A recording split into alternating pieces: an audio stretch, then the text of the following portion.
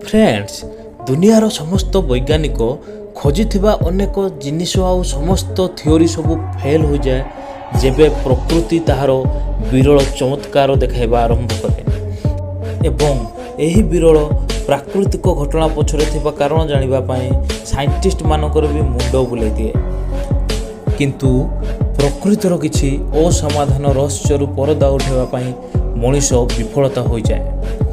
कैमेरार बंदी हो जाइथिबा एमिति आश्चर्य करुथबा घटना एवं ताहा पछरे हेउथबा कारण शेयर करिबा पई नै आसीछि आपणको पई नेचुरल फिनोमिना पार्ट 1।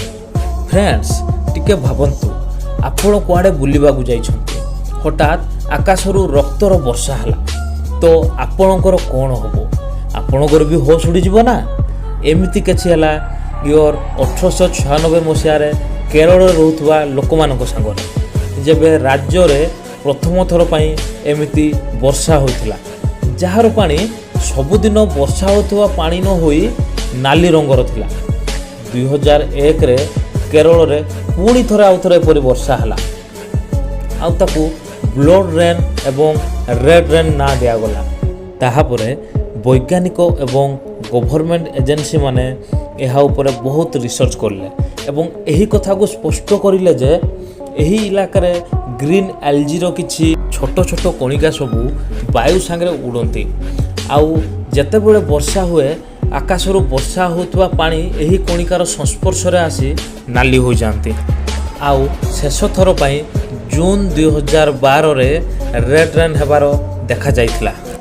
अमेरिकार बेलिज शहर कूल ठारू पाखापाखि 70 किमी दूर समुद्र रे द ग्रेट ब्लू होल नाम एक सिंक होल अच्छी आउ आपण जानिकी आश्चर्य होबे ए रिसर्च टीम कहती जे समुद्रर मझामझिरे निजे बनिथिबा एही बड़ गाढ़िया पाखापाखि 15,000 वर्ष पूर्वे होइथिला। इना आपण माने भाबुथिबे कि समुद्रर मझामझिरे होइथिबा बड़ गाढ़िया केमिति होइथिबो तो वैज्ञानिक मानक कहिबा अनुसार जेबे समुद्र पानीर स्तर तळकु थिला सेतेबेले सिंक होल नथिला किंतु जेतेबेले समुद्र पानीर स्तर ऊपर को उठिला द ग्रेट ब्लू होल रो गठन होला एवं आजिका समय एही सिंक होल बहुत गभीर होई सारिछि। फ्रेंड्स टिके भाबंतु आपणको चारि पाखरे थिबा बड़ बड़ पत्थर आपे आपे चलिबा को लागे तो कोन खबो ओ भाई मु आपणको संगे मजा करूनी कैलिफोर्निया रो डेथ वैली नेशनल पार्क रे एमिति एक पत्थर देखा जाए जी कि आपे आपे गोटे जगार आउ गोटे जगह को मूव करती। एही पत्थर को सबुठु प्रथमे 1900 मसीह डिस्कवर करागला एवं सिलिंग स्टोन ना दिगला। यही घटना पछरे से समय लोक मानती जे पवन पाई पत्थर माने ताको जगह बदलाती किंतु गोटे चिंता करिवार कथा जे कौनसी 10 कि 20 ग्राम रो पत्थर नुहे एमिति बहुत ओजन वाला बड़ पत्थर सेथिपाई 100 वर्ष धरी रहस्य होई रहिला। तापर 2014 वर्ष रे वैज्ञानिक माने टाइम लैप्स वीडियो बने कि ताहार कारण जानि पाले। एही वीडियो रे देखंतु माटी ऊपर जते बळे पतला आइस शीट रो मूवमेंट सांगरे सीलिंग स्टोन मूव करंती। तांजानिया रो एही सुंदर लेक को देखंतु जहार पानी रंग नील नुहे नाली।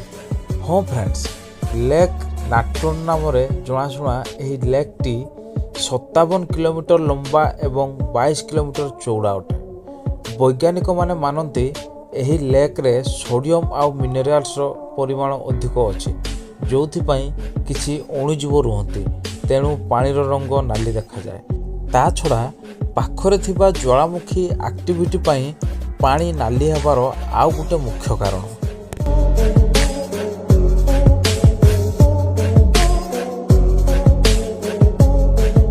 फ्रेंड्स केबे तो आपण छोट पत्थर को ऊपर को ता ऊपर को बैलेंस रखा चेष्टा करिथिबे केते परिश्रम करियो पड़े नहीं कि किंतु देखंतु एही पत्थर मानकु सेथिपई एमानकु बैलेंसिंग रॉक कहा जाए।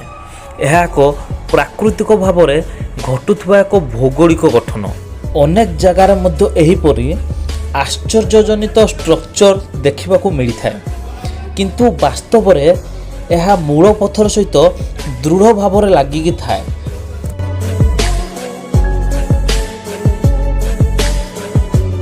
जदि भिडियोटी आपको भल लगुच तेज लाइक करूँ, कमेंट करूँ और सब्सक्राइब करूँ।